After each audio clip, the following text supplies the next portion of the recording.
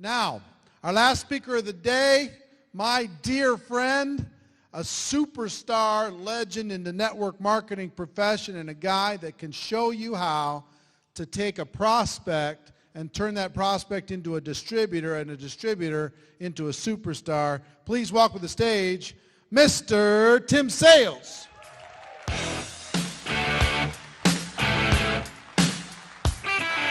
buddy. Thanks, brother.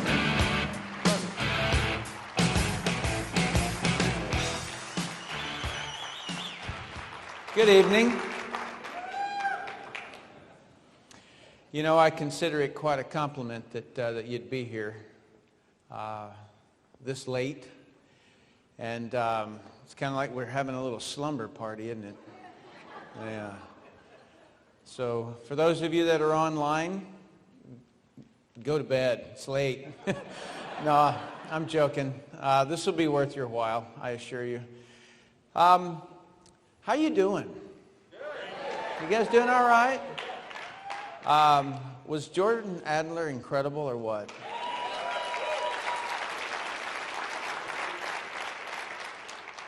He and I were standing over talking. It's been many, many years since we were on the same stage together. I was around back when Excel Communications was doing work and doing business and things like that. And so I asked him, I said, what does everybody need? And he said, you know, a little bit of grounding, a little bit of, you know, like, what's it all about? And I'm probably, you know, it was kind of funny for me to watch Jordan, because he and I have never shared content ever, but we have a lot in common. And so if the lead generation, the Facebook, the, you know, pump thousands of leads an hour is on this side, and then Jordan came here, I would say I'm probably in here. All right, so I was the first, really one of the very first, if not the first, networker to go online. Brilliant Compensation went online. You remember that little character that did that? Yeah, I went online in 1997 with that. I was standing in a little place in Australia, and it was feeding into this little hotel room in the bottom. It was on a computer, a very slow computer running Windows. I don't even believe it was 95 yet. But it was running at 1400K, not 14,000K, 1400K. And that was the reason that I made an animated version, is because I didn't want it to be going... You guys remember internet when it was like that? Yeah. And so I definitely am on that side. I like the internet, but I put about $2 million into creating a system that would automate and would do a lot of things. And I figured out that I could sponsor people, but no one would duplicate. It wouldn't work. And as much as I wanted to go out there and tell everybody, you know, that I had just created the cat's meow, I couldn't. I had to tell the truth. You guys notice that little thing about me? I'm the guy that won't pick up the dollar on the ground because I didn't earn it. And so sometimes it does something to me. I couldn't get it to duplicate. There's only... If there's like nothing that you get out of my entire conversation, I want you to remember this one thing. It's one of those things that I'm going to beg you to understand so that you're never distracted out. All right? So it's a centering phrase I'm going to tell you. This industry of multi-level marketing, I'm not talking direct sales, I'm talking multi-level marketing. It only works if you train.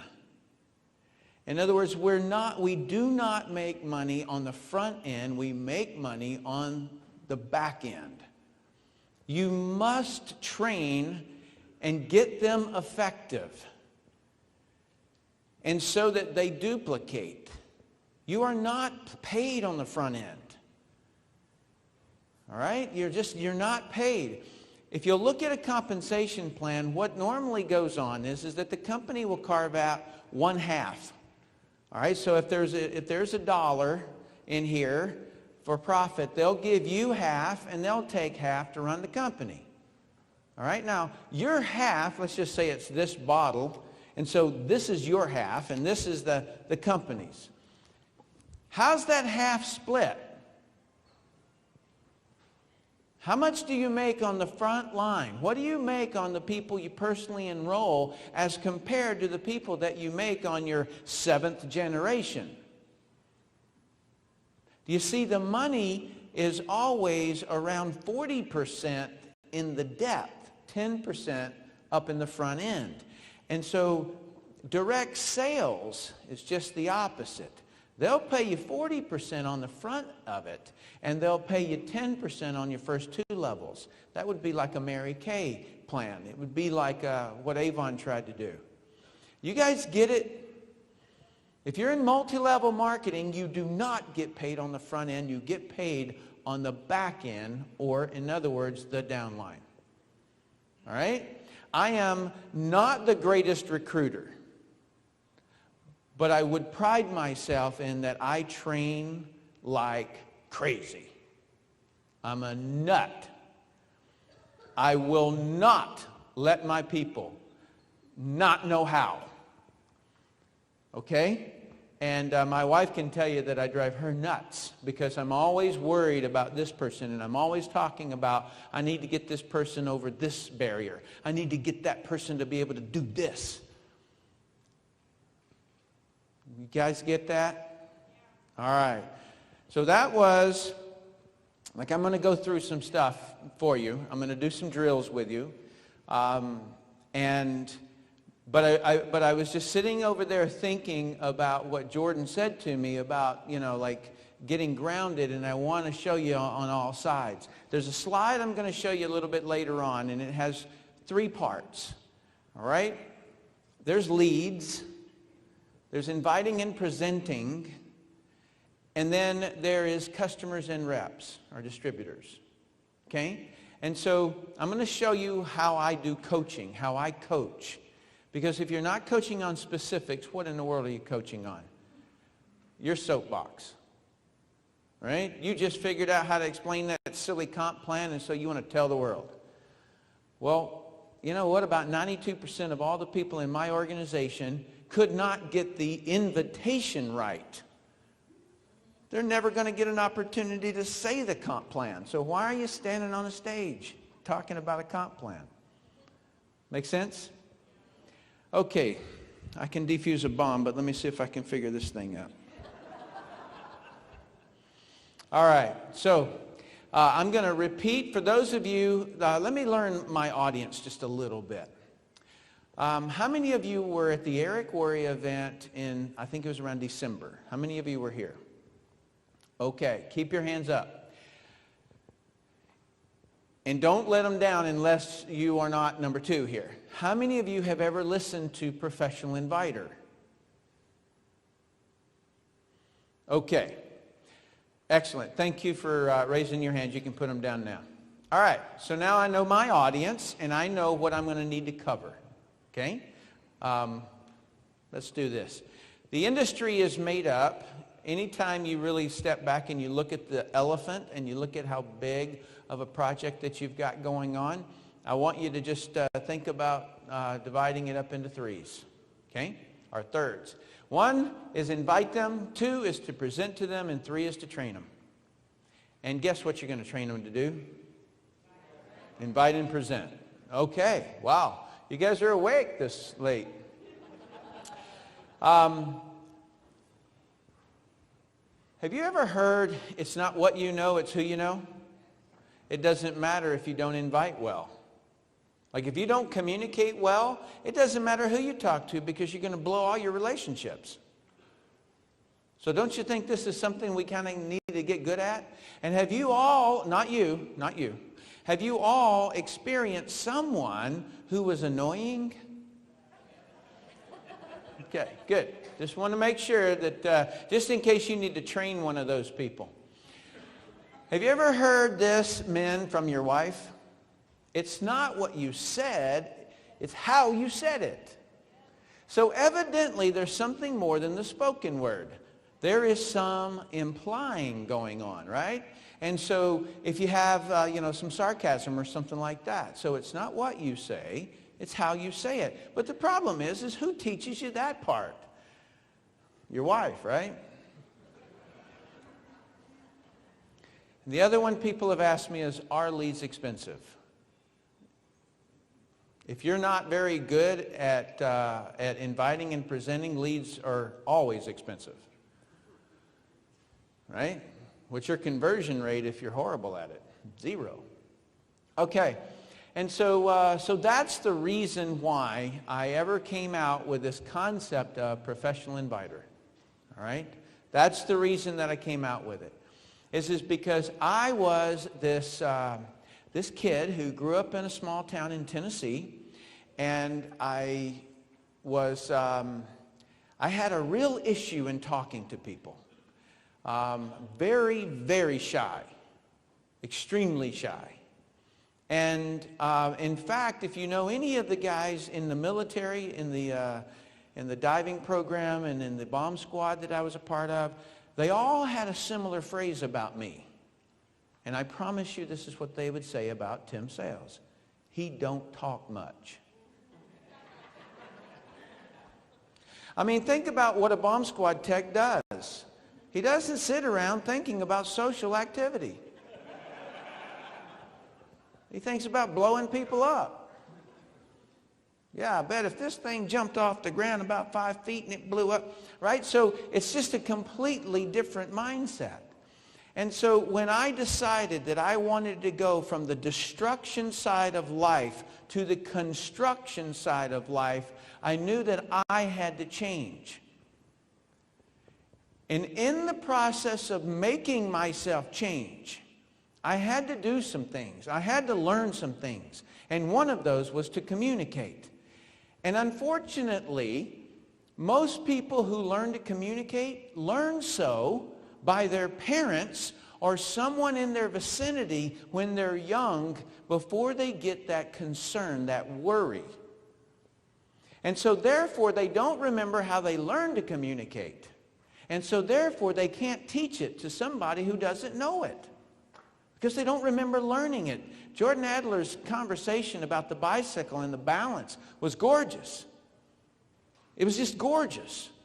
And the reason being is because I've used that analogy before about walking, about watching a child walk. It doesn't matter how many videos he sees of somebody walking until he stands up and he does the funky chicken for a while. He's just not going to walk. And so in communication, I did the funky chicken for a long time. It was horrible. I do not know how anyone survived my approach. I would stand in an elevator, and I would wait for somebody to come on, and I would say, hi. That's it. Well, you know what? The first 10 times up and down the elevator, I didn't say a thing. Just having them in the same space with me was enough. And then I would say hi and step off. So when the doors would open, somebody would come in, I'd say hi, and I'd step off. Just in case I messed that up. I'm not dramatizing, I'm not sensationalizing this for an effect. I'm telling you the truth. Because in just a moment, I'm going to break down what I had to learn about communication so that you can learn it. But if you already are a whiz, don't sit back like you're not going to sponsor one of me one day. Like, really. Take notes, okay? All right, so inside of my organization, this is back when I got some success in the very beginning, all right? I had a list of activities that kept me committed. It kept me doing. It kept me active. That way I could, if it didn't make me $10,000 a month, I wouldn't do it. That was my rule. That was the grid. That was everything about how I existed. I sold my gis, my karate outfits, my golf club, all my guns, everything. Wow, most of that was killing, wasn't it? Anyway, I sold everything. right? And if it didn't make me 10 grand a month. And so these were the things that I would track that every single person did. And then they would fax them to me every night. And what I found is that, you know how when you, back in the days when you licked envelopes or you wrote return addresses or something, you'd feel like you wanted a stamp because you kept saying the same thing, and so on your address you would say, I wish I had a stamp. And that was the way that it was, because I was always replying back to everyone by fax and telling them what they needed to work on. Because everyone seemed to have a problem right in that same area. Dials, connects, and appointments. And what it dawned on me was that if a person didn't have confidence, there's two confidences. If a person did not have confidence in their ability to invite, they would not write down the name. And number two is if they did not have the confidence that they could train the person they brought in to be successful, then they wouldn't write a name down. They would never make a phone call. Okay? So if you've got a doubt that if you think I can't convert someone over to being successful, then you will withdraw. You will hold yourself back because you don't want that person in pain. Right? Real easy for Jordan. Real easy for me. I know with certainty. There's no doubt in my mind. When you get that, that's the easy day. But until then, what do you do? That's what I'm here for. Okay, so realizing that people need help in dials, connects, and appointments, I went to work. All right? And I came up with something called the 10 communication qualities. Those were 10 communication skills. And I came up with the inviting formula. And that was the sequence that you talk to someone and what you talk about. Because at that time, I was the script monster. I would walk around with this big radio. We didn't have MP3s. I had this big radio. And I bought it from a guy who was leaving the Navy. And he didn't know where he would put it on the airplane.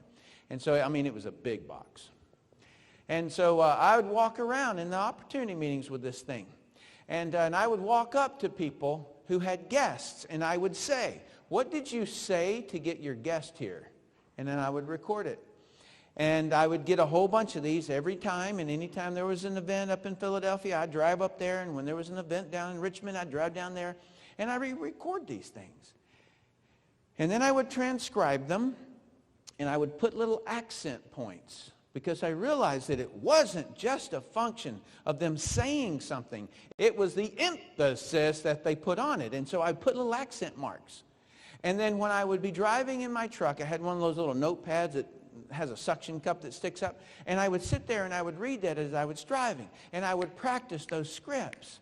And so I thought all I needed to do was to get other people to use the scripts. And I put people on the phone. And I kid you not, I've heard a person reading a script to a prospect, and they say the person's name that wasn't the name, but it was the name that was in the parentheses in the script.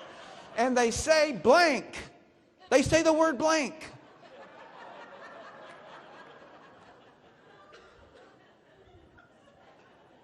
If I could show you a way to make blank, would that interest you? And so, yeah. So scripts wasn't going to work. I couldn't do scripts. And so what I decided was that when you first call somebody, you greet them, right? Greet, hi, right? And I considered that a bucket. So inside the bucket, you could talk about this, you could talk about that, right? You could talk all about this stuff. And then, but once they said a certain couple of phrases, then you were over here, and that's called the qualify step. And in the qualify step, you could talk all around here. Don't you dare go backwards. You could stay in here, and when they said a certain thing, that was rights to go to invite. You greeted them, you qualified them, and then you invited them. Don't dare get that sequence out. And that's what I trained everybody on, and it worked. Until it didn't. In other words, it worked for so many people. And then I got somebody at my house. We were doing 10 and switch. I'd dial 10, he'd dial 10. I'd dial 10, he'd dial 10. And inside of there, something hit. And where I was having success, he wasn't. And I was like, he's doing it right. So I had to come up with some different things here. So the inviting formula, which is the sequence that you say something, is greet, qualify, and qualify means find out what they need, want, or don't want in life. And then you invite them to look at something that'll help them get whatever it was they said they need, want, or don't want in life. And then you close them into an action step. If you said I'm going to send you a video, then get them a video. If you said you were going to send them a website, send them to the website. If you said you were going to send them a tape, send them a tape. You close them into an action step. And then any questions or objections, those pop up wherever they do, and you handle them right there, and then you keep on going. And then you follow up or follow through. You have to follow up. I'm just going to tell you right now. If you don't follow up, I will get them. I am just shocked how many people won't follow up. Okay. Here is the communication qualities. And this is the thing that the fella couldn't get it right. And I just kept on making phone calls with him, until finally he said something. I caught it. He said, if you qualify, if you qualify, if you qualify. He said it 3 times on the same phone call. And after he hung up, I go, why did you say if he qualifies? And he said, I'm posturing myself. And I go, well, you sound arrogant. Don't do it anymore. And so he didn't. And then we called some more, and then he had some other issue came up, and I corrected that one. And then finally, he got some success. And it was called the 2 communication qualities. There were not 10. Until I did enough people to where there were no more errors. And then I could get consistent result. And so it became, so number 1 is be interested in the prospect. Really interested. Not, I'm going to try to maintain eye contact. It's really interested. Like if they say they're an engineer, don't go, oh, cool. What kind of engineer? What's your day like? You know, why did you get into that? Were you the kid that tore the lawnmower apart when you were young? You know, it's like get into their life, figure them out. Number 3 is having sincere, friendly facial expression. Number 4 is to use the right amount of assertiveness. I'm going to go into this one in just a second because you're going to need it for the drill. Number 5 is to communicate easily. Do not have the strain that Tim Sales had every single time that he talked. As a matter of fact, and those of you who are on the internet, I'll be right back. I was sitting right here, I think, at my first event. And this person who was on the stage, how dare them, they walked off and they said, I want to hear from some of our new people. Stand up and introduce yourself. And I stood up. Now, I was there 20 minutes early. And when I stood up and I turned around and I saw all the eyeballs, I froze. I mean, done. And she was tugging on my arm, trying to get the mic out of my hands. And I remember her saying, let's move to Rick while he figures out his name. And she took the mic out of my hand, and I was still standing there. I nearly died that day. I can defuse a bomb, but I can't look at all those eyeballs. All right? So, communication quality number 5 is to communicate easily, wherever you are.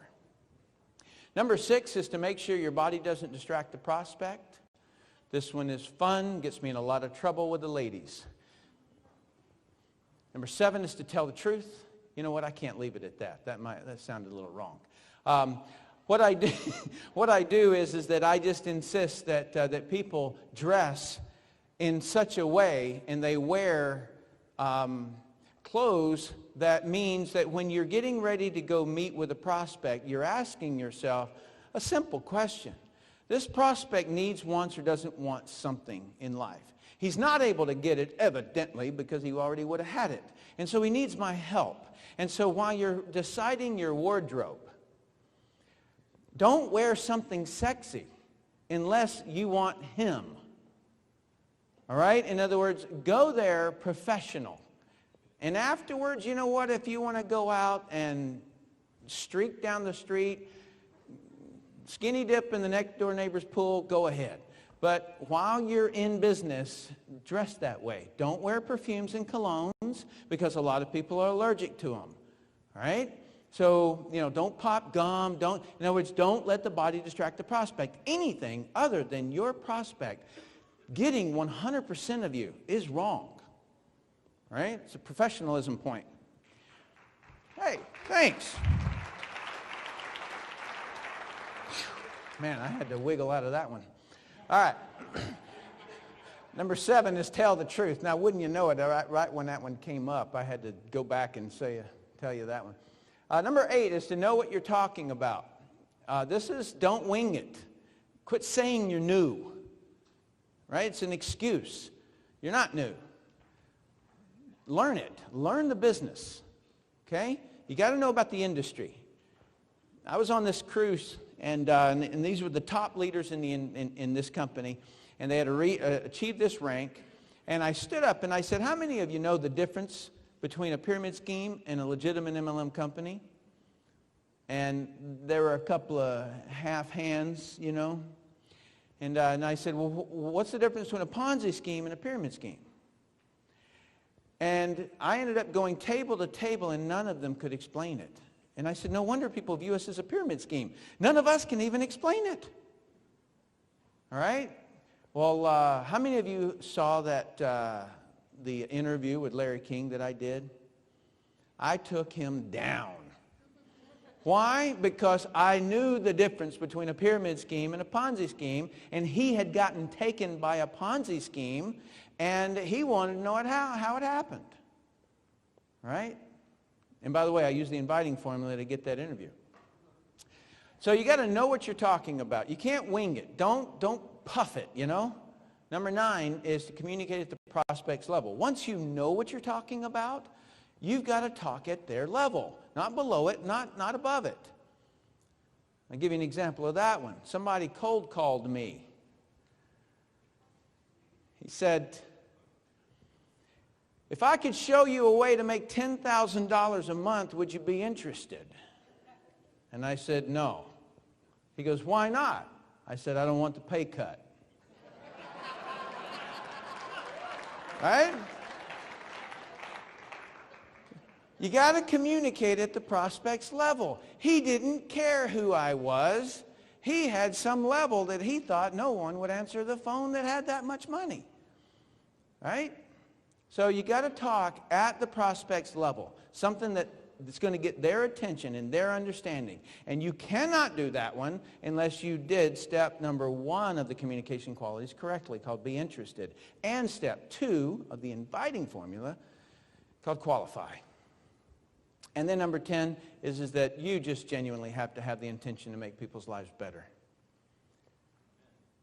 Now, some of you know a little bit about my story. I started out and I built the company Nu Skin. And that was while I was in the military.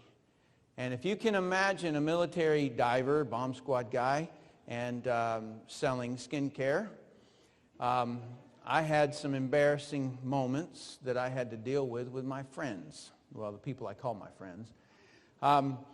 And so it took me about 5 years to get to $150,000 a month, and then I retired. Okay, I retired for 18 years and did nothing. Helped in the training, wrote some policies in different countries, getting network marketing established in Bahrain, wrote some of the policies in India and in Malaysia. Did some things that really helped the industry. Did the interview with Larry King, wrote Brilliant Compensation and shot that. And various things because I just love this industry. I love it. And do you know what is really, really sad? Is that I know that a lot of you, your battle is not leads. Your battle is not anything except one little tiny thing. You don't quite believe this thing. You know, it might just be a little scammy. You know, you might just feel a little bit predatory. And I don't. I know differently. I know that I would still, if I was still alive, I would still be defusing bombs. I would probably be in the mercenary groups. That's the difference between you and I. It works. It works unbelievably well. And I'll never forget, there was a guy who said to me, he said, Tim, if network marketing, and this is while I was retired, if network marketing is so great, why aren't you building? And I couldn't answer that. I thought I retired. I'm helping the industry and things like that. And it put one of those little bugs in me. And then somebody else said, your techniques are old school. They don't work today.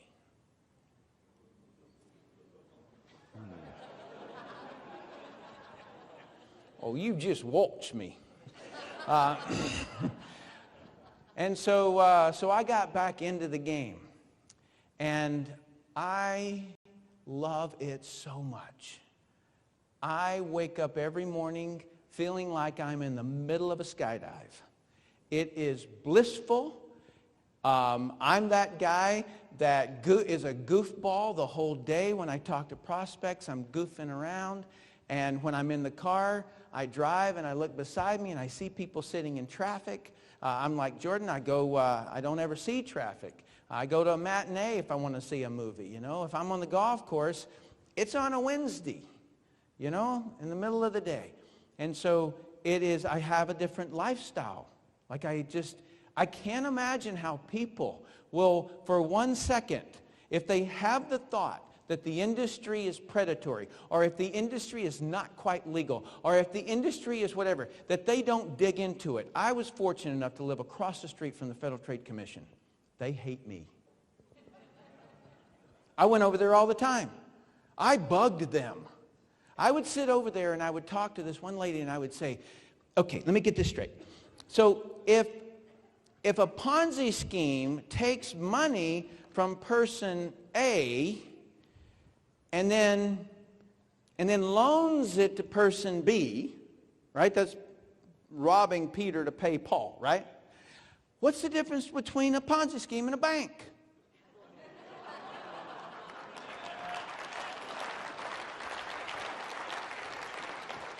Better yet, what's the Social Security issue? Right? So my mom and dad put money into Social Security their whole life so that when we retire, we would get their money. Wait a minute. That's stealing from mom and dad. Right? You get the idea? Like, it's the craziest thing. And I'll never forget, after about the 10th time that I persisted on that question, the lady said to me, and she goes, off the record. I go, okay, sure. And she goes, the interest rate. Takes a second, doesn't it? In other words, the interest rate was the only difference between a bank and a Ponzi scheme. You get more in a Ponzi scheme. You see, in other words, I know all about the banking, the finance, everything having to do with the law, because I would say, all right, let me get this straight. If I'm driving 56 and the speed limit's 55, I know right when I crossed it. Why can't you tell me when it becomes an illegal pyramid scheme from a legitimate MLM? Tell me how. Why can't you tell me that law? Right? I was that guy. You see, I figured them all out. I know. This is the most ethical industry in the world. All right?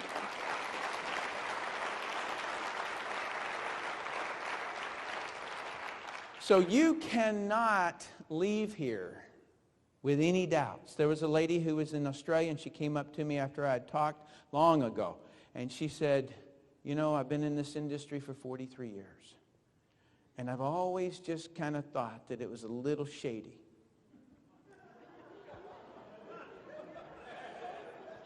Not shady enough, but a little shady. All right. So, communication qualities, those are the slides that I just showed you there. Those are the how you say it. Those are the things that you correct for your people. If you've got someone on your team and your income for the rest of your life is going to depend on them, teach them to quit popping their gum during the meeting. Come on, right? If it was your child, you would. And these people you're going to earn an income for the rest of your life. Teach them. Sometimes it's tough. You know, hey, man, get a Tic Tac, would you? Right? Sometimes you just have to say these things. You have to correct people because they're not getting it on their own. So you have to observe. And that list is how you observe, is what you're looking for. All right. So I'm going to, I went the wrong way, sorry. So now we get into, I'm going to teach you a couple of those drills. A couple of those communication qualities so that I'm preparing you for the drills that we're going to do for a lucky few. All right, the drill that I'm going to teach you is called Get Below the Surface. It's called the Get Below the Surface drill. And let me explain the drill just a little bit, or the action. The action is that you get a prospect and you're talking to them and they won't let you into their life. That's the person who says, would you like to make extra money? No. Well, would you like to have some extra time? No. Obviously, you're not talking. He's not giving you the truth. And it's because you have not earned the right yet. And so sometimes they will just throw out an answer to shut you up, and they've not, in essence, invited you in yet. They haven't let you in. And so I have found that in the second step of the inviting formula, and remember, it's greet, qualify. I have found that it's in the qualify step, when you're trying to find out what they need, want, and don't want, that they'll throw out a surface type of an answer. And you're going to have to get underneath that surface. And so I'm going to teach you techniques on how to do that. And examples. All right, so there's certain communication qualities that you have to have razor sharp in order to get below the surface. That's the bottom line. Number one is the communication quality. It just happens to be number one, called be interested in the prospect. You cannot get below the surface if you cannot genuinely be interested in someone. So the very first thing that you do, you say to a prospect whenever you meet them, it's just if you'll learn this little tiny thing, just a silent little, I'm interested in you. If you'll just learn that little thing, right? You will be so accepted when you shake their hand or when you're talking to them on the phone because they perceive things. Is that weird? Is that weird to anybody? You perceive things?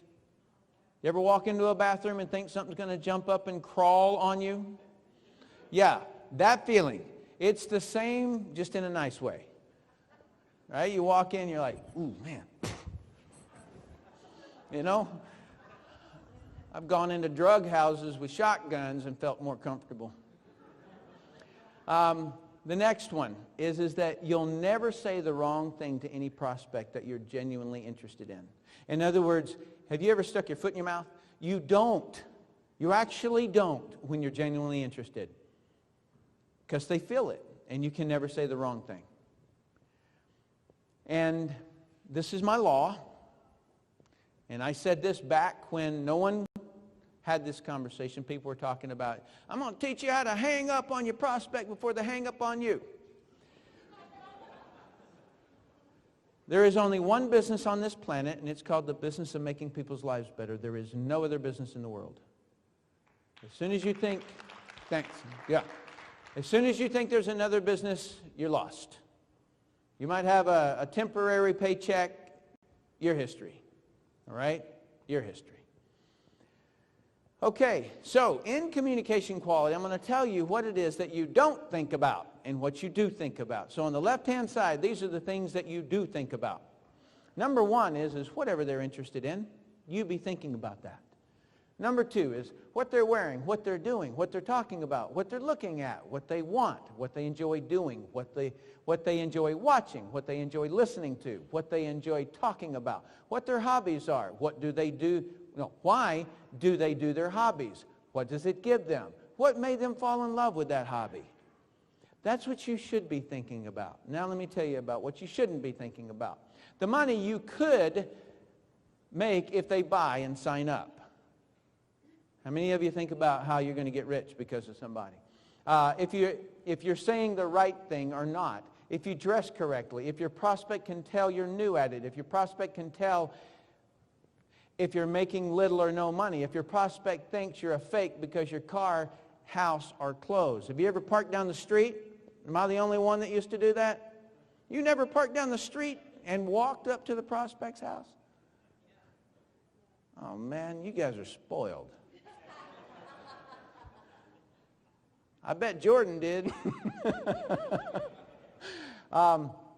If the prospect will object when you tell them the cost to join, if the prospect will object when you find out it's network marketing, if the prospect doesn't do it, how will you make your volumes this month? How will you handle their objection or question the prospect is asking? Do you know how I know that list? That used to be what was on my mind. Called stinking thinking. All right. Communication quality number 4. All right. So everybody remember that you've got to be interested in order to ever get below the surface when you're talking to someone. All right. Communication quality number 4. This is the most difficult to train. And it is the reason why some people just have it and some don't. But fortunately, I figured it out and I can teach it. Use the correct amount of assertiveness. Assert means the amount of force or effort used to make an opinion known. If you have an opinion on something, how much force do you use to let somebody become aware of it? Too much assertiveness versus not enough. Okay? If it's not enough, you don't come across believable. You don't come across as believing it yourself. The third eye is how you actually govern this. In other words, that eye that's in the middle of your forehead that's supposed to be watching the effect you're having on others. Okay? If you've got mashed potatoes all over that thing, then you can't figure it out. Too much assertiveness is the major reason people hide from network marketers. Okay, so if you've got people who will never accept your calls, okay, figured it out. Just the right amount of assertiveness is charisma. It's charm. You seem to have it. Charisma means a personal quality that arouses devotion and enthusiasm in others. Excited? All right, so here's the way it goes. Let's just call this neutral. And on this side, it goes opposed to. All right, so you're sitting there talking to somebody, and then right up until the point that you said that, they became opposed to something. Now, if you keep going, you push them over into leaning back. And if you keep going, they completely back up and hide from you. You got it? If you're here, though, and you're talking to somebody and you notice them go from neutral to interest, okay, then you can continue on. But if you see them go like that, opposition, you don't keep going. If that seems incredibly simple to you, you've not done enough training. Okay? Because you're going to find some people that you want to hit. Like a roundhouse kick to the forehead? Yeah. All right. Number 4, a little bit more on number 4, is right amount of assertiveness. So the first thing that you do, because here's the problem, is that you might have the right amount of assertiveness with a certain person. But you don't necessarily have the right amount of assertiveness for every person, because most people have different assertiveness levels on different topics, right? You talk to him about his divorce, and he's going to be... You talk to him about who won the football game last night. Yeah, go Raiders! Right? He's completely different. And so you have to, like, in essence, identify how someone's, like, acceptance of what you're talking about. So that's step number one, is that you identify. Now, how do you identify that? Voice volume is one of the things. So if a person's talking real loud, very gregariously, then you'll know that they've got a little bit more assertiveness on the topic. If their body language, if they stand up, if they talk with their hands a lot, things like that, those are more expressive types of communication. Where if they're standing there with their hands folded or behind their back, right, they tend to be a little bit more timid. There was a gentleman, and it was in prepaid legal, and I was doing some trainings for that company. And anybody know a guy named Tony Hughes? You do, yeah. All right, he's a big fella. He looks like a Coke machine with ears. Okay, he is a big guy. And I was doing this drill with him where I was teaching him the right amount of assertiveness, and I had him do the drill with this little Asian gal. She was about that tall. And every time he starts out by talking to her like this, and then by the end of it, he's like turned sideways, and his hands are like this, and he's talking to her, and she had to give him the okay that she was talking at his level.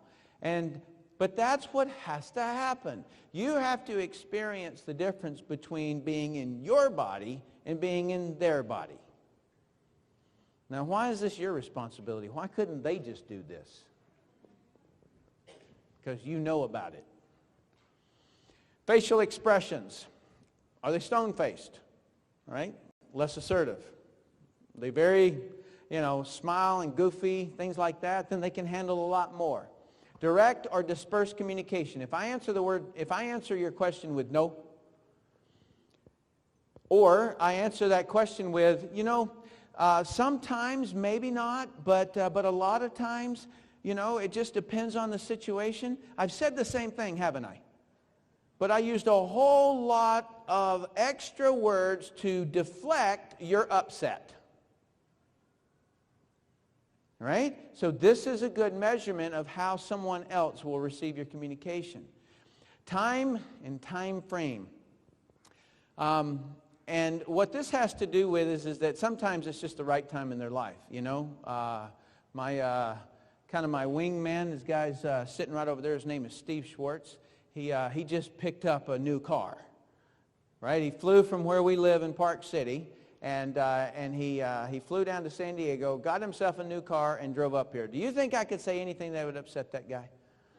Nothing, other than, hey, man, your car looks like a grocery getter. I'm just joking. Can you tell he and I goof around a lot? Yeah, like we accept one another, right? That's why he's my wingman. You know that guy, one day I was in an event, and he had stood in the lobby and waited until I came to check into the hotel, asked me if he could help carry my bags. This was about probably 12 years ago or something like that, and now he ended up with me in his organization, right? Isn't that cool? Like, that's the way that it works. It really, really does. It's just, it's the greatest industry in the world. Now, he was in the Army. That's the downside, and I can't forgive him for that. The last one is repetition. How frequently does someone say something? Okay? So if you met with me and then I said to you, I need to think about it, I need to do some research, and you said, okay, very, very good. And then you called me on the way home, and then when I got home, there was a message on my answer machine from you asking if I've made a decision or not. And then I've got 2 text messages when I wake up tomorrow morning. It's the frequency that you communicate that tells me your assertiveness level. You get all those? So those are the things that indicate or that tell you whether or not someone's assertive or not so much. What do you think it would take with me? Okay, so you've been watching me this whole time. What kind of assertiveness would you have to use if you wanted to sponsor me? A lot. I skydive. I dived at 300 feet. I got 13 speeding tickets for over 100 miles an hour on a motorcycle. I'm a nut. I'm a goofball. I'm a nut. Huh? Yeah, underwater too. So you better not come up to me all shy and timid about your deal. Okay? You just pretty much better punch me in the chest with it. All righty. So that was one of the communications you need in order to correctly do the drill, which is get below the surface. The next one is to communicate at the prospect's level. All right? And what that means is that not just like the kid who called me and asked me if I wanted a pay cut, but you also have to do things from the standpoint that you can't use words that are below or above them. You know, somebody called me and said, I'm in something called multi-level marketing. I'd be like, really? You know? So he's going to have to communicate at my level that way, and you also can't tell someone, yeah, I am in a 3x4 matrix. It starts off as a binary, and then you get paid down 6 levels of generations. You can't use that stuff. You can't even say I'm a double diamond. Double backflip, Shazam. You know, you can't say any of that stuff. As soon as you use words that people don't understand, that's when they blank out. You lose them. They lose you. They feel like they can't do it, like they're not good enough. And so just as a survey, I went out and surveyed people going into Whole Foods, and I asked them the question, do you know what an antioxidant is? And they said to me, 92%, yes. Good. Explain it to me. 4% could actually explain free radicals and electrons and those sorts of conversations. And so I stopped saying antioxidants. You get it? In other words, I would not say antioxidant unless I was going to say something in explanation of what an antioxidant was. And so don't assume someone's knowledge. What's the purpose of the dictionary? Definitions. Yeah, but it's words you know and then explaining words you don't know, right? So you get some crazy word, and then there's a group of words that you know that explain what that word means. So that's all that it is. So you need to be a dictionary. You need to use words they know to explain things they don't know. So you're going to need to know what you're talking about. Learn the phrase. If there's anything on this that I would write down, I'd write down, what does that mean to you? Because it will blow your mind. How many people go, uh-huh, yep, you betcha. What does that mean? Oh, well, you know, everybody knows that. I mean, who doesn't know that? Them. Communication quality number 10, and that is the intention to make somebody's life better. You've got your goals. How in the world do you get your goals out of your way when you're talking with a prospect? All right, well, you just put them on the back burner, because what you want is your prospect to genuinely see it. If they don't see it, they don't see it. You don't lose your goals because of it. All right, so definition of the word intention is an aim that guides your actions. And then if your intention is correct, your actions will be correct. And the opposite is true. If my wife says to me, if I say to my wife, hey, I'm going to go to the grocery store, and then she calls me in an hour asking where I'm at, and I'm swinging a golf club, then she will say either his intention in the beginning was wrong or his intention got altered somewhere down the road, right? And so you can always tell someone's intentions by either what they say or their actions. And if they're ever out of alignment, then you know you got a fake, right? And so when you're sitting down with a prospect, you have one intention: make their life better. Anything else is wrong. Like, why are you standing there? And by the way, that's the other reason I love being back in this industry. All right? I have like, it keeps me vibrant from the standpoint of I go digging in and I start finding out what's in water, what's in bottled water. In other words, it becomes a cause, right? So if you're in this because you want to make money, it's tough, okay? Like it has to almost become a crusade. My wife and I are creating something called Healthy Baby Academy. It's because we want to teach moms how to have healthy babies, right? Are there some products involved? Sure. But we're passionate about that. I want to help people understand that we are eroding our planet by sucking water out from underneath our life, our planet, and putting them into bottles. Okay? Now what does that have to do with Tim making money?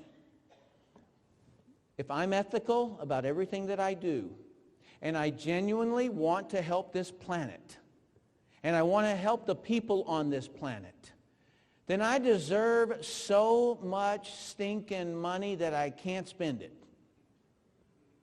And then my kids will have old money. Does that make sense? That you have to have the dream. You know, you have to have that crusade feeling about you. All right, that's the other thing. I absolutely love this industry. I know I'm a little bit off the track here, but I want to just ask you something. Has anybody read any kind of those conspiracy theories out there that somebody's trying to take us down, they're trying to feed us food that's going to kill us? You read any of this stuff? News flash. If you know about it, it's not a conspiracy. They can't get you at it if you know about it. You get it? If you're still eating the genetically modified foods, well, then you deserve to die.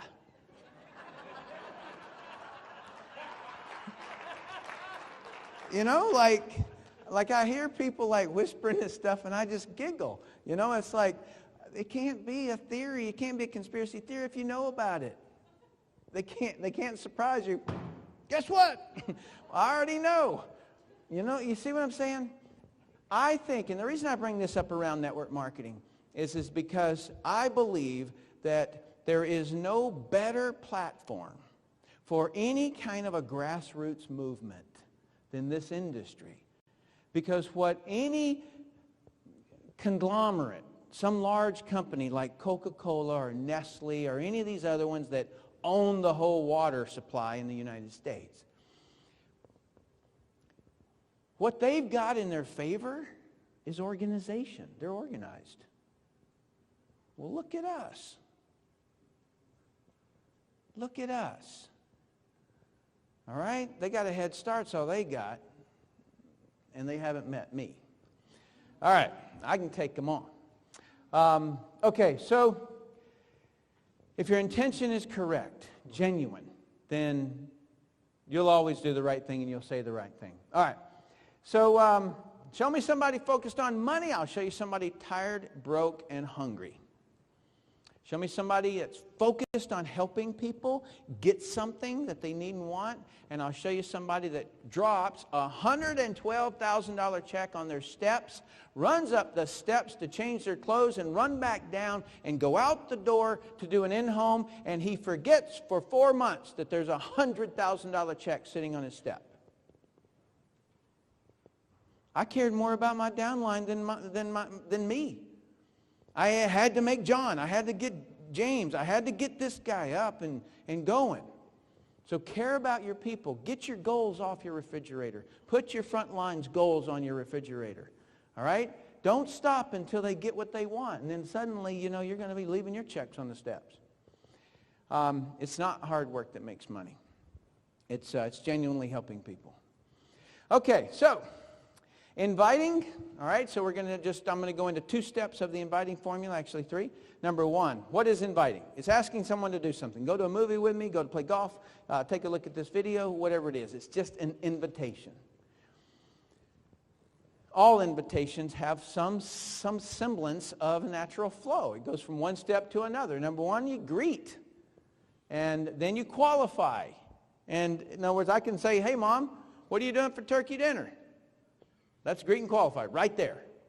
Why? Because I already know my mom. I already know what she's about around Thanksgiving. And then I'm going to ask her to come Park City, Utah with me. Okay? That's the invitation. And she says, no, son, it's cold up there. No, that's an objection. No, it's not. Right? Okay. And then you're going to close them into an action step and saying, okay, Mom, I'm going to get you tickets. Right? So it's not any different in network marketing than it is in life itself. You handle any questions and objections when they come up, and then you follow up or follow through. All right, so let me dig into the greeting just a little bit. Polite verbal and nonverbal expressions used when meeting or talking to your prospect. All right? So what's a nonverbal? It's a wink, it's a handshake, it's anything, right? That's a nonverbal. The next one. The purpose of the greeting is to get your prospect willing to talk freely and openly to you. I did not say build rapport.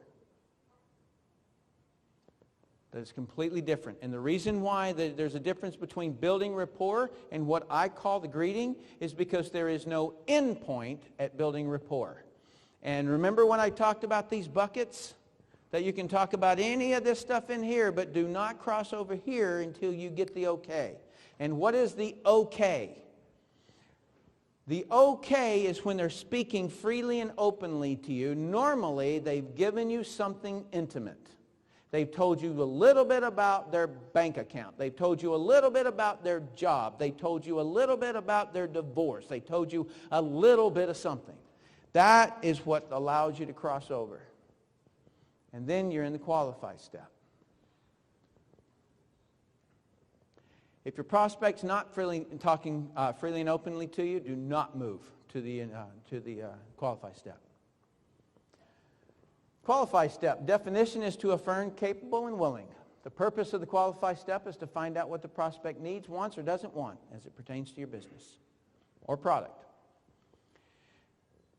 You learn what will actually, remember when I said there's only one business on the planet and that's the business making someone's life better? Well, it's the qualify step that you actually get to find out what it is. What will make this prospect's life better? All right, it's the most valuable thing you'll ever receive. Now, I heard a couple of people yell out when Jordan asked about what you wanted, and I heard two different people say they wanted to get married. Listen up. If you genuinely do all the communication qualities with your mate, and if you genuinely do the inviting formula, they're going down. So just find who it is that you want and take them down, because this works all the time. I taught my son this. Yeah, I'm telling you. I taught my son this because he couldn't pick up girls. And then I was like, what did I do? Dad, meet Shirley. Dad, meet Monica. Dad, meet... oh my gosh, get out of here, man. Oops. Okay. It also determines if your prospect qualifies to be invited. All right, now here's where this goes a little bit strange. Is that you need to determine for real, for true, right? And this is one of the heart things, is that can you help them get what they want? Because if you can't, you cannot move forward. Do not invite people who you can't help them. Do you want to help them? All right, I admit it. This is my business, my world, my universe, and there's people that I don't want to help. Whatever it is about them, just various different things, I've just said, no. You know what, I've got 5 people I'm working with. You want a Ferrari, you want a fur coat, and you want to save the people of India. I'm going with you. Right? I just don't even invite them. And do they want help? A lot of people, if you ever did honestly help them, they would be without their problem. And then what would they do? They've been complaining about their ex-husband's tiny little bit of alimony, they've been complaining about that for 10 years. If you all of a sudden solve that, what are they going to whine about? So they don't want help for real. They just want to complain. All right, so once they do qualify, once you've determined that you do want to work with them, then move to invite. And you just ask for the presence or the participation of. The purpose of the invite is to ask your prospect to review information that can help them achieve what they've stated that they want. Okay? You use that relevant information that you gain in the qualify step. So here's the way this thing goes. So if the lady says to me, I want to make my own income. Okay. You want to make your own income. So that you can make your own income, I want you to take a look at a video. You hear that? I want a sailboat to cruise the Caribbean islands. So you can have a sailboat to cruise the Caribbean islands. I'd like you to take a look at a website. In other words, they won't say no because they just said they want that. Do you hear that little, I can't believe it how people will alter what they say. The woman says, I want my own income, and he says, oh, so you're not satisfied with your ex-husband's money. She didn't say that. Shut up. Right? In other words, now you'll know what it's like to get around me in the training room. Because this is very exact. They have the entire English language. They chose a few specific words to describe their emotions on something, and then you go and change it. Don't. You lose the power of the whole inviting formula if you alter what they say. And then right after you say, I'm going to send you a video or I'm going to have you go to a website, right after you say that, move right into close to action when we get a chance to take a look at it. There you go. That's the inviting formula. Any questions? Somebody say, wow? I don't know how to answer that, but thank you. Speak up, real loud, scream at me. Assertiveness. Yes, okay. So I know this is cold market, but is there a way to use this in getting people into a PPR? Sweetie, I just told you how to find your man. He's right there. Okay? Okay. So what she asked is this is for cold market, and you don't want me, that's not what you said? Okay, this question is, how do you deal with, I use these steps and I get a lot of people to close to action and take a look, and then they say they like it, but then I actually never get them to follow through and sign up. They like disappear or they don't stop answering the calls and all that. Okay, so she says that she gets the person through the inviting formula, and then they receive some information, and then they go away. Is that your question? Okay, welcome.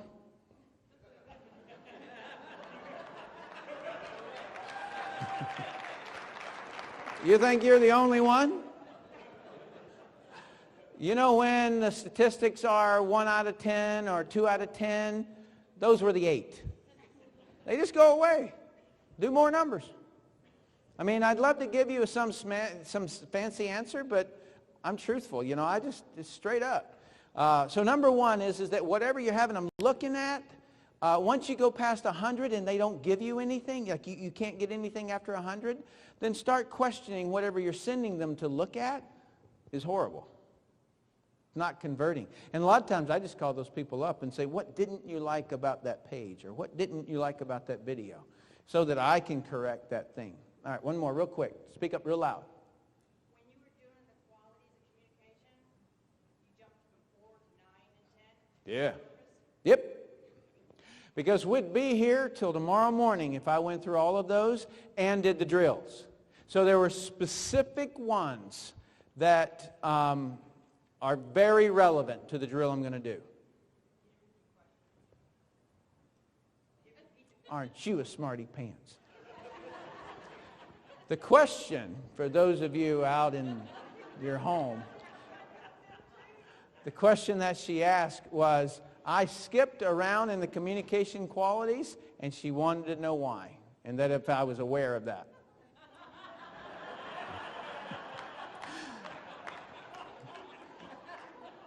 Thank you for correcting that. All right. So let's do a little drill here. And this one is not going to be like your standard drill. This is called a pop quiz. And I'm going to need a couple of people up here. Who just wants to volunteer? You don't care what I'm going to do. All right, come on up. Come on. Come on. Steve, you need to come up here. Hey. And if I could get another microphone, if that would be possible. All right, so hang on, right? You keep coming. All right, so 1, 2, 3, 4, 5, 6, 7, 8, 9. Thank you. 10, 11. They're 12. You're 13. All right. I'm going to try to find that person who's hiding. You know, the person that goes, looks like she's looking at her computer, or she looks like she's doing something. I want to find that really, really scared person. You're not scared, but come on up, please. She knows what I'm going to say before I say it. I've been watching her. You, sir. You didn't hide enough. Okay. Yeah, you're a good target. Okay, so it's 1, 2, 3, 4, 5, 6, 7, 8, 9, 10, 11, 12, 13, 14. Right?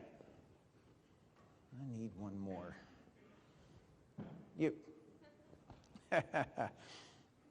Awesome. Give her a hand. Okay.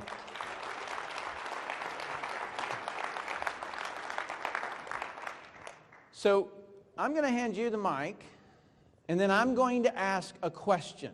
Okay, I'm going to give you a scenario. This is like a scenario. Okay? And so what I want you to do is I'm going to read the scenario, and then I'm going to say, what question could you ask? Okay. Okay? So this would go something like you're talking to a prospect, and the prospect says to you they don't want to make money. What would you ask? What do you want to do outside of money? What are your hobbies? What do you enjoy? Beautiful.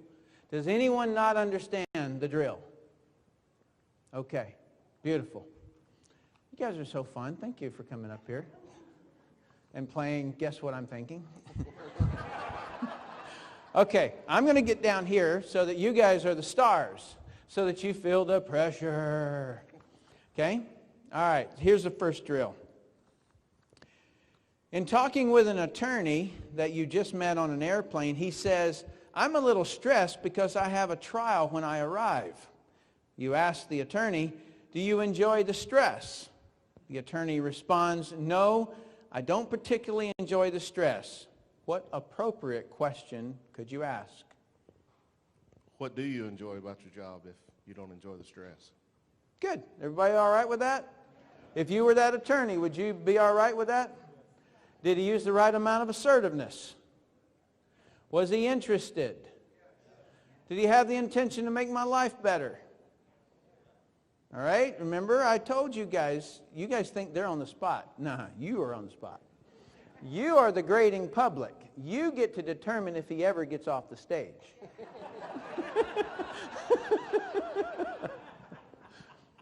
Everybody good with his answer? That would be pretty logical, right? Yeah, it sounded smooth to me. Congratulations. You're welcome to depart. If you hand the mic on. Good job. All right. Thank you. State your name. Jules Price. Joel's? Jules. Jules. Nice. Okay. Dialogue number 2. After properly greeting a purchased lead, okay, so you purchased a lead over the internet. I don't do that. You did today. She says, I'm just looking for something to do from home.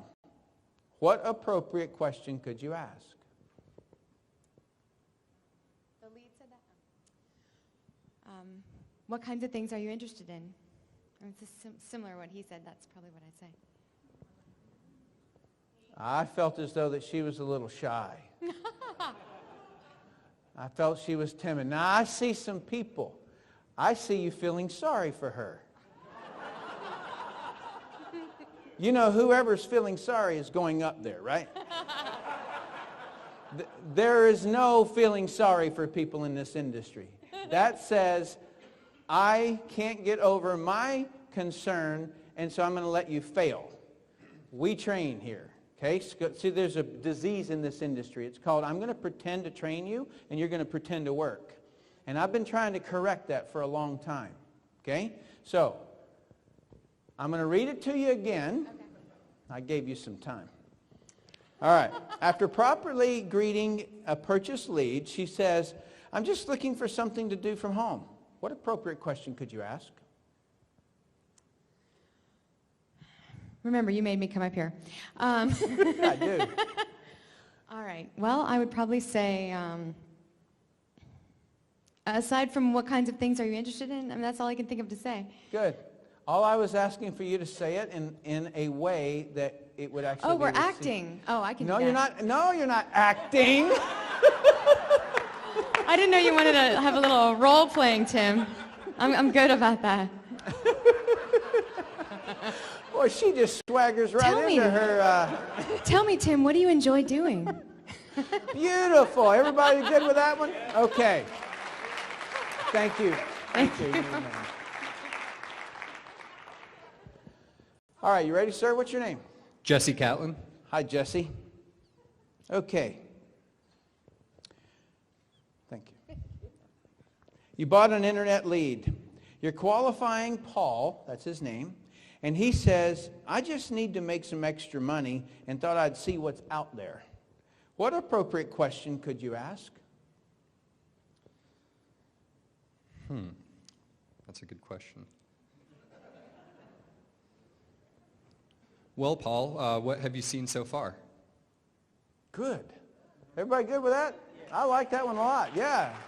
It's a winner. Good job.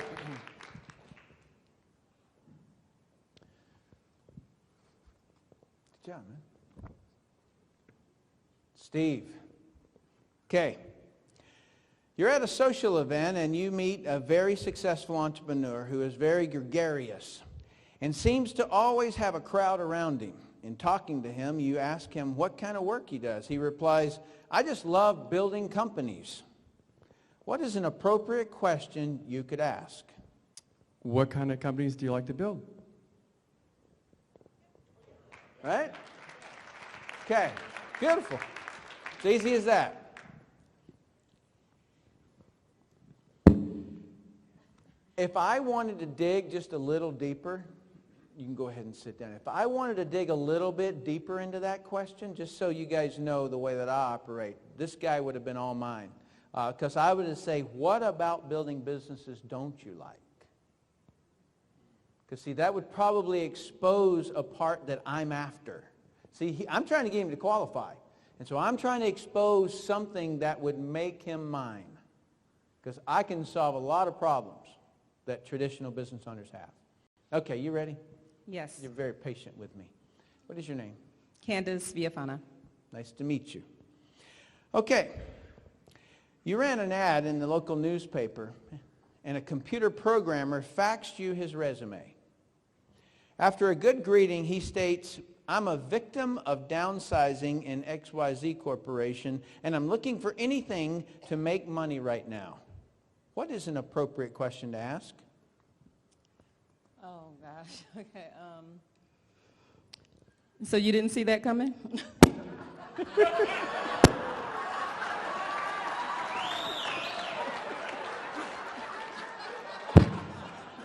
With me, that would work, okay?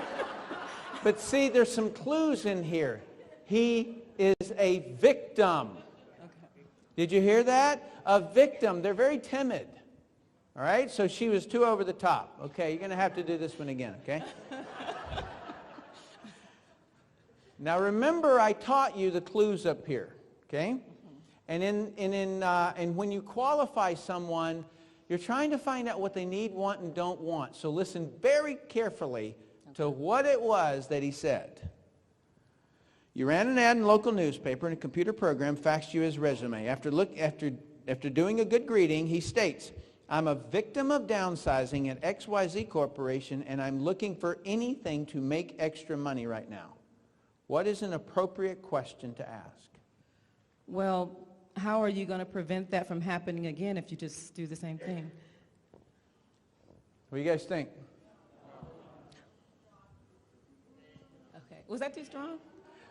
It's a little bit too strong, and you missed the clues. Okay. You missed the clues. There was a point where I growled at the audience, and I say, if they say something, say it back to them in their words. Okay. Okay? I'm going to just read what he says so you don't get distracted by all the other stuff. Okay. I'm a victim of downsizing at XYZ Corporation, and I'm looking for anything to make money right now. If I can show you how to make some money, would you take a look at, I don't know. Okay. Yeah.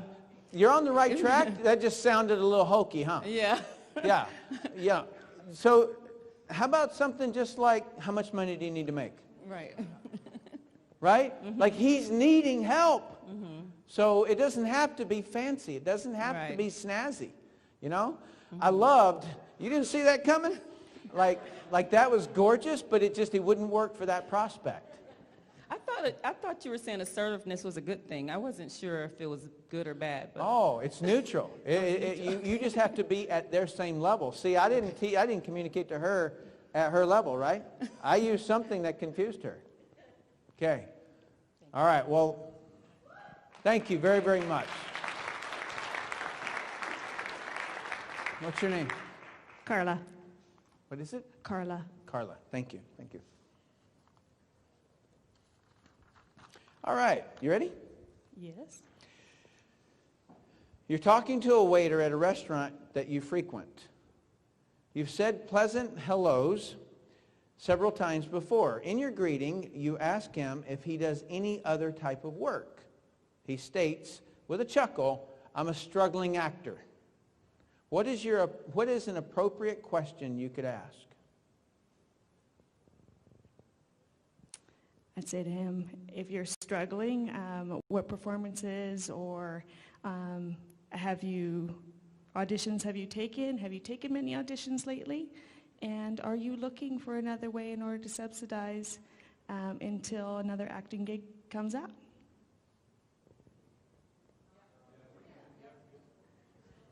All the yays? I'm sorry, sweetie. We're going to have to do that again. all right. I only saw half the room. Okay. Give it to you again, all right? So I want you to just really listen. Forget about them. You're talking to a waiter at a restaurant that you frequent. You've said pleasant hello several times before. In your greeting, you ask him if he does any other kind of work. He states with a chuckle, I'm a struggling actor. What is an appropriate question you could ask? As a struggling actor, are you looking to subsidize your income in another way? What do you think? Good. Yeah, it is definitely better. All right? Just so that you know, I would have said something. In other words, that's an invite. And what you're trying to do is get below the surface. And so just so that you know, and this is not right or wrong. This is just on the years that I've been doing it. Okay? So I would have hit the word struggling actor. Okay? I would have said, why does it feel like you're struggling? What about acting is struggling? And he would have said, I can't make any money. There's a drought between gig and gig. And then that would have been wide open. Okay, so you just moved into the invite a little bit quick. Does everybody understand what I just explained? Yes. All right. Yes, sir. Real quick.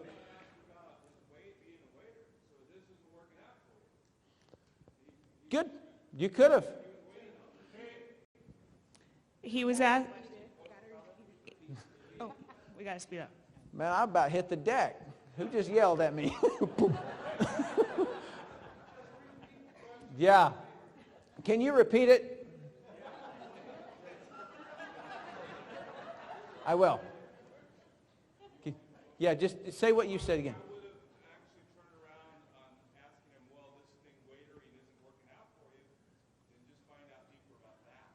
Yeah, So what he says is that he would have just turned this actor thing around and found out more about that. Yeah. The one problem there is that if you put the emphasis on an area, they might run on it. In other words, they might take off on acting. I want to focus on struggling, because I can solve struggling. I can't solve acting. Okay? You guys see how careful these things are written? Well, the reason I'm doing this drill is so that you start being as careful as I'm making everybody be. Right? You have to listen to what people say exactly, because it's their world. They give you all the clues in everything that they say. All right. You ready? Yes, sir. You Yvette Simmons Payne. You told me outside that you were excited because I do drills, and I said, you have no idea. All right, so let me find this hardest one that I've got in here. Okay, you ready? Yeah. You send out postcards to 3 zip codes in your area. A lady left a message on your voicemail. You call her back, and during the greeting, she says that she's in a network marketing company, but was just curious what you're doing. What is an appropriate question you could ask? What network marketing program are you currently in? Okay. What do you think? All right. Anybody have some? He's going to spank me for that one. I can't have you guys speak. Sorry. What would you have said? What did you see that made you curious about our opportunity? What did you see that made you curious about our opportunity? Okay. Now, she said, was just curious what you're doing. Okay? Why is she curious? Good. Huh? What's got you looking around? Great. Now it's happening. Look at this popcorn. Pop, pop, pop, pop, pop, pop, pop. Exactly. I like that. All right. Okay, so I'm going to give it to you again. All right? You send out postcards to 3 zip codes in your area. A lady left a message on your voicemail. You call her back, and during the greeting, she says that she's in a network marketing company, but was just curious what you're up to or what you're doing. What is an appropriate question you can ask? What exactly did you see on the postcard that made you curious about my opportunity? Beautiful. Beautiful.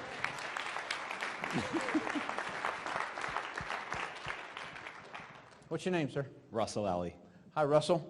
All right, you're at a gym working out and start talking with a gentleman. During your greeting, you learn that he's an economist who works at the Commerce Department. He later states, well, it's a job, obviously not very exciting. What is an appropriate question you could ask?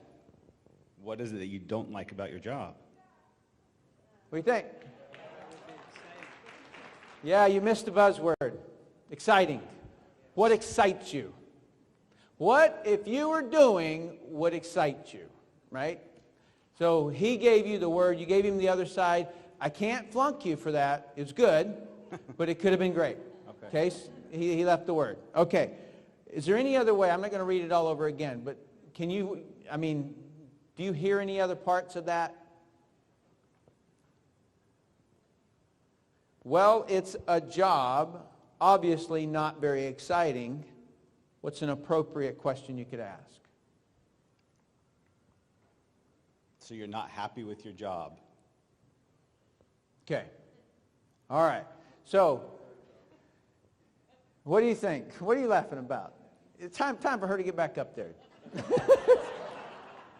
Yeah. The key thing is find that word that he used there. All right. So he did say not very exciting. All right. So that's what you're looking for. Okay. See, this exercise is me telling you to really listen. That's all that it is. It's listen because the clue is in what they say. Okay. So what would excite you? So yeah, good. So what excitement do you feel like you're missing out on? Oh, I don't know. I'd like make my own hours. Done. All right? Yeah. Okay, awesome. Thank you. Thank you. All right, contestant number 9. What's your name, sir? My name is Rob Wagner. Rob Wagner. He's getting ready, isn't he? All right. You're cashing a check at your bank and start talking with the teller. She states that she's happy at the bank, but is thinking about going back to school to get her MBA. What is an appropriate question you could ask?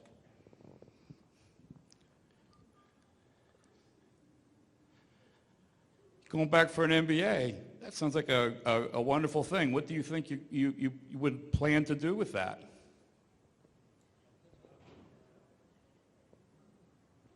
Why are you guys looking at me, waiting on me to have some kind of expression?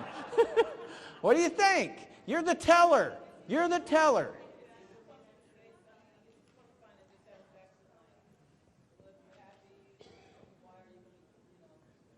Okay, so what she says is are you supposed to be looking for a dissatisfaction?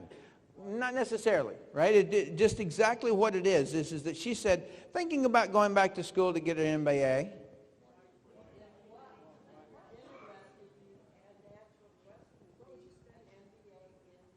An MBA in what? Okay? I mean, Yeah, or what would an MBA get you? Right? She may say more money. She may say, I want to leave here. Okay? That's good enough. You did it.